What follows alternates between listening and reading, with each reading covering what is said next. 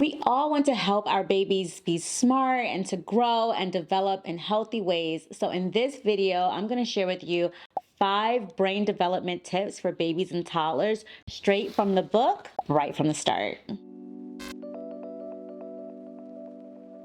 If you are new here, my name is Brittany Kelly. On this channel, we discuss tips and advice on parenting and mommy productivity, which includes taking care of your home and yourself in the most efficient way possible. So today we are talking about brain development for babies and toddlers, which is one of my favorite subjects. I just love neuroscience for babies and toddlers. They're brilliant.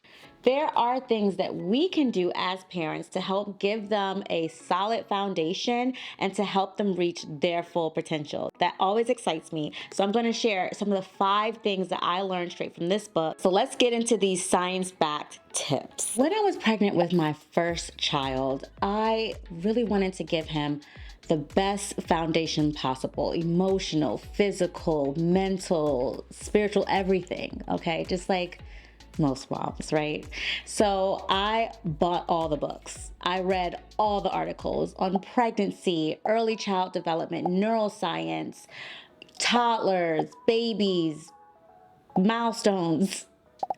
You name it, I was reading about it in order to find out how I could support my child. And one of the books that I really enjoyed taking tips from was Right from the Start by Jill Stamm. Jill Stamm is a neuroscientist who is one of the lead experts in early child education and brain development. In her book, she emphasizes the importance of early experiences on the brain's development and provides tips on how parents can support their child's growth. Number 1, engage in interactive play. Babies learn through play, and interactive play is particularly important for their brain development. This means playing games that involve back and forth interactions such as peekaboo and responding to their cues. Let me repeat that. Responding to their cues is really important to their brain development. These interactions can help build neural connections in the brain, which are essential to learning. Tip number 2, read to your baby. We all know that reading is fundamental, but we have to make sure that we are not only reading to our babies, but doing so frequently.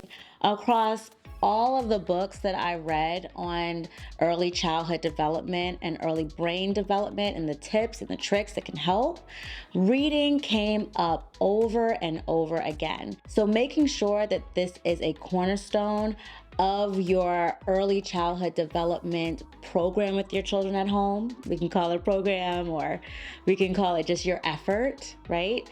As a parent, you want to read to your child. Start very early so that not only your child is used to it, but it is a habit that you already have in your schedule so that you don't falter. Because I know as a mom of 4, it gets really busy trying to juggle everything. So if you make reading a top priority early on, it's easier to maintain it over time. Why is reading important? Well, not only is it good for a bonding activity, but it also helps develop language and literacy skills. Even if your baby cannot understand what the words mean yet, they are picking up the rhythm of how you say the words and speak the sentences. They are picking up the flow of language.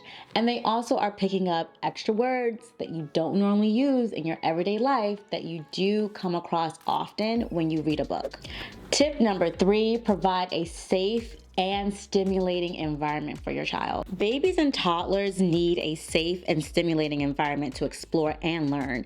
This means providing toys and activities that are appropriate for their age and stage of development, as well as creating a safe place for them to move around and explore. In Montessori, I learned a lot about creating a space that is a yes space, a space where they can explore and touch and move about freely without you saying, no, don't touch this, and no, don't touch that. So what this book is really telling you to do in terms of creating a safe space is creating a space where they are able to touch everything. It is baby proof.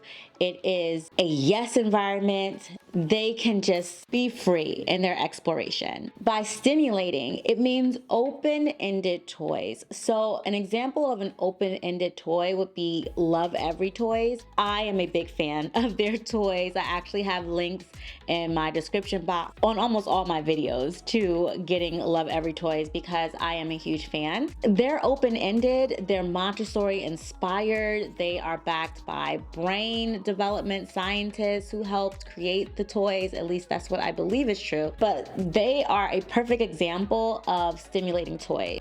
You also can have stimulating toys such as a fake little play kitchen in your playroom, because now they can pretend that they're like you and that they're opening things and making things. And if your baby is really small and they can't physically play with the play kitchen by themselves, you can get right down there with them and play and pretend that you guys are making things together and let them explore. Give them a chance and opportunity also to lead by allowing them to pick out the item that they want to play with within the play kitchen and what interests them. Even water play and sensory activities.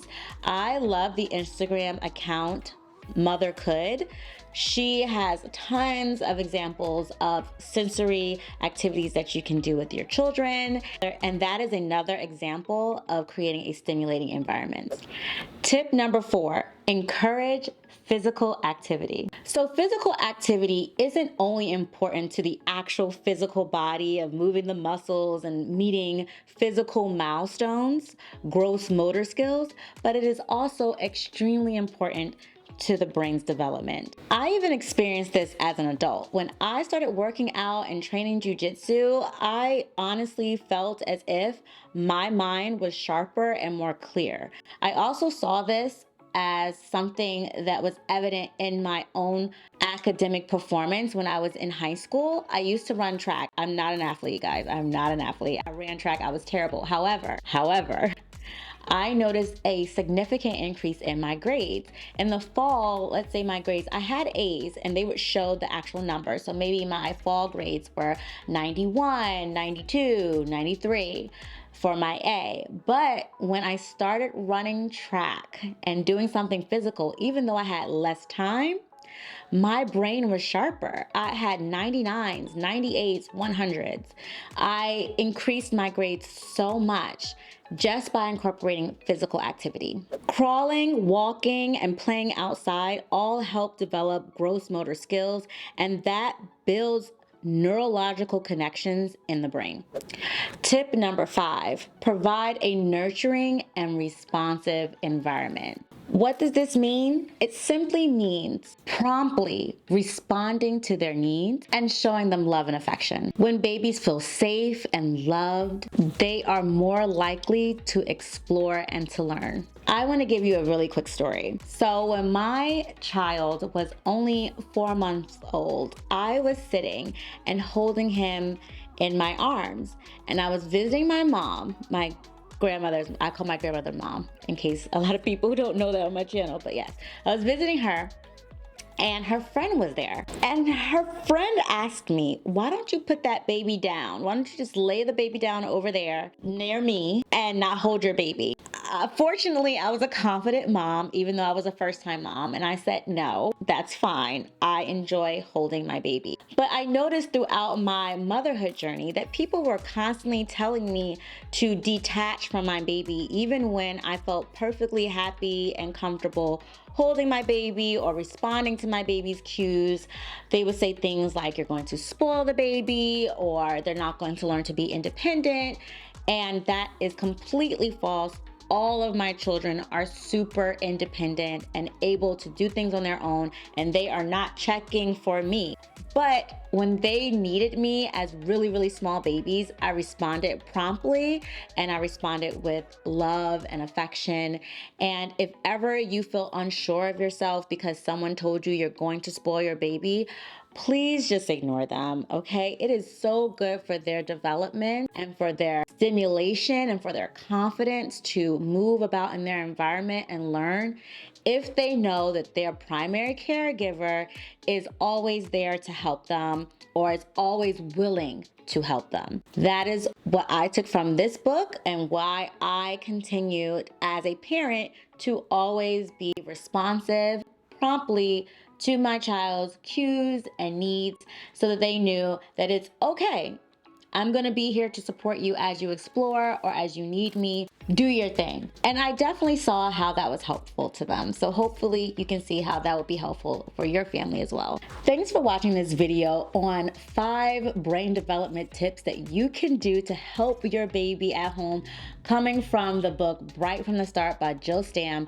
And don't worry, this is just the beginning on how you can support your child's development. Also, I have a playlist on early childhood development, so hopefully you can find a video there that also is good for you. I have a couple of series on this channel. This part of the series is parenting and pregnancy, and I also have At Home with BK, where I talk about things to make your home life more efficient as a parent, as a mommy. And I also have Mom Chat, where we talk about all of the latest little topics that relate to being a mom and my personal opinions on it. And we get to chatting in the comment section, whether we agree or not. It's all love. So I really enjoyed doing that series as well, and hopefully you find something or all the things on this channel that fits you as a mom. I love my community here. Thank you for everyone who has been with me for years, and I will see you guys in the comment section.